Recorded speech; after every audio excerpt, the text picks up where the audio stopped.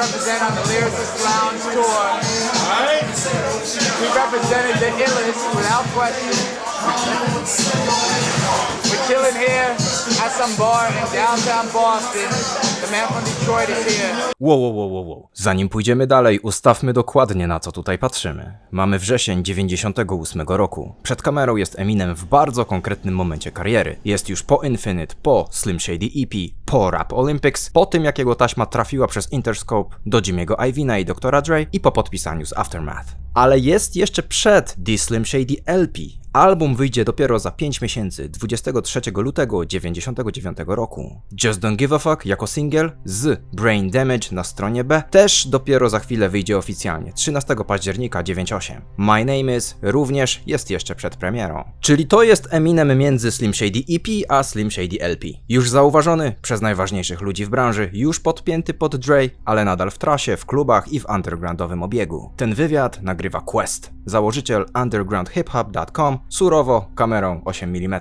Quest już wtedy widział w Eminemie coś wyjątkowego, ale mówimy jeszcze o artyście z niewielką, bardzo oddaną grupą fanów. Po występie w Club Axis Eminem rozmawiał z 2 fanami. Quest podszedł do niego i rzucił: "O, mój człowiek z Detroit". Eminem spojrzał na niego w stylu: "Kim jest ten typ i skąd on wie, skąd jestem?". Quest dał mu swoją, jak sam to określił, okropną wizytówkę strony Underground Hip Hop, którą założył rok wcześniej, i zapytał, czy Eminem idzie na afterparty do klubu Hibernia. A jeśli tak, czy może zrobić z nim wywiad? Eminem odpowiedział: "Yeah, let's do it", czyli tak, zróbmy to. Quest pobiegł więc z powrotem do akademika, zgarnął kamerę i pojechał do centrum Bostonu. Tak powstał wywiad, który później sam nazwał największym, jaki kiedykolwiek przeprowadził. Czyli sceneria jest taka: Boston, Club Hibernia, po koncercie w Club Axis. Ponad 1100 km samochodem od Detroit. Eminem jest na wschodnim wybrzeżu, pokazuje materiał poza swoim lokalnym środowiskiem i łapie kontakty dokładnie wtedy, kiedy jego kariera zaczyna przestawiać się na większy tor. I teraz Lyricist Lounge. Słowo lyricist w rapowym kontekście oznacza tekściarza, MC, a lounge to klubowa przestrzeń, salon, miejsce spotkań. Po polsku wyszłoby z tego coś w stylu salonu tekściarzy albo loży liryków. Lyricist Lounge startowało w Nowym Jorku na początku lat 90. jako open mic, czyli otwarty mikrofon. Miejsce, gdzie raperzy, DJ-e i ludzie z undergroundu mogli wejść, pokazać skill, sprawdzić się przed publiką i złapać uwagę właściwych ludzi.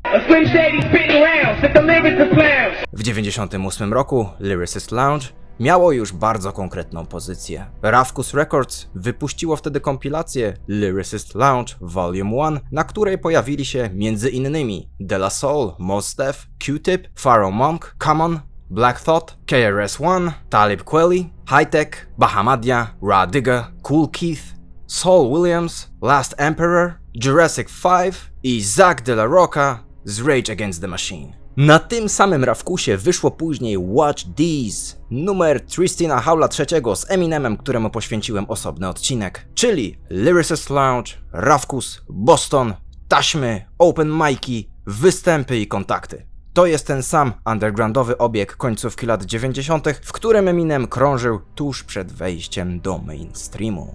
A teraz wracamy do wywiadu. I got a couple of questions which everyone's gonna want to know. Just don't give a fuck. Everyone's gonna want to know. Yo, that's for everybody who don't give a fuck. That's for everybody who don't like my shit. That's for everybody who tries to test me. That's for every time I gotta go through some dumb bullshit. That's for everything. That's for everybody. Alright? You know? Alright. That's me. My question, everyone's been asking, when is the album dropping? So, we're gonna ask Eminem when the album's dropping out. Next year! Alright. Who's Eminem? I'm Slim Shady right now. Alright. You know? I'm saying that. Hey, Slim Shady, when's the album gonna be dropping? Because the LP snippet's already out. Everyone's asking me to dump the snippet tape for them, so. I'll break it down for you like this. The Just Don't Give a Fuck and B-side Brain Damage is dropping October 13th. Then the My Name Is single, the one of the cuts that Dre produced, is dropping November 28th. In between there, I got some shit going on. I just did a song with Marilyn Manson. So I got some shit in between there. So we don't know if they're gonna drop that. I don't know what the deal is with that. But the full-length LP is coming at the beginning of January. Alright, so I might have like a month hiatus just to see how the second single does. The first single is like some underground shit, you know what I mean? You gotta start from the bottom up. I love the underground, that's where I came from, that's where I started from, you know? So. Hey, I got another question. The first time I listened to just the two of us, I was like, what is this? And then the second time I heard it was, the second time I heard it, I realized what the lyrics were saying. You want to explain a little bit about just the two of us? Oh, just the two of us? That's a song about my daughter. Who, Haley, right? Yeah. I'm making my daughter famous. My little girls. It's almost a true story. Anybody out there that's got babies' mothers that are bitches, you know what I'm talking about. Anybody out there who can relate to that shit, that's real. That's some real shit. And instead of me killing that bitch, all I'm saying, excuse my language, instead of me killing that bitch, all I'm doing is put my personal feelings on wax. And I've been through a lot of bullshit, and I just put like my personal life. I don't want to put all of it, you know what I mean? People don't need to know a lot about my personal life and what's going on with me. That's not everybody's business. But what is my business is that my daughter is the most important thing in the world to me. That's real. You know what I mean? That's what I'm living for. That's what I'm doing everything for. That's all of this rap shit. Everything that I do is for my little girl. Send her to college. Make sure she got the best life possible. So, you know what I mean? That song is about me expressing my love for my daughter, but at the same time expressing hatred for my baby's mother. And that's some real shit. I don't know if anybody has ever really flipped it like that, and I didn't even mean to flip it like that. I was just putting my feelings on what I was angry. And I felt like at one time in my life, not just one time in my life, a few times in my life, I really felt like doing that shit. You know what I mean? So instead of me doing it, I put it on wax. I just express my personal feelings on wax. You know what I mean? I got another question. Underground Hip Hop wants to ask, how did you meet up with Dr. Dre? You're like straight from the underground, and Dr. Dre's been around in the hip hop scene for a long time. I'll tell you what happened. I'm sure a lot of people ask you that, but I'm sure people out there want to know. A lot of people ask me, but this is what happened. This is the deal. I did a thing last year. It was Windy Days. The rap coalition she put together, it was called the Rap Olympics. Windy Day works for the Rap Coalition. She put together this event, it was called the Rap Coalition. And it was a bunch of MCs, signed and unsigned artists, that it was a big battle or whatever. And I had taken second place in that. And I took second place, and it was some bullshit. But I took second place, crowd, favoritism, some favoritism bullshit. But I won't even expand on that anymore. But I took second place in it, and I made a lot of connections through there. And I had given my tape. It's my manager, Paul. What's up? Yeah, he's always got a lot of smart shit to Paul say. Bunyan. Y'all don't know.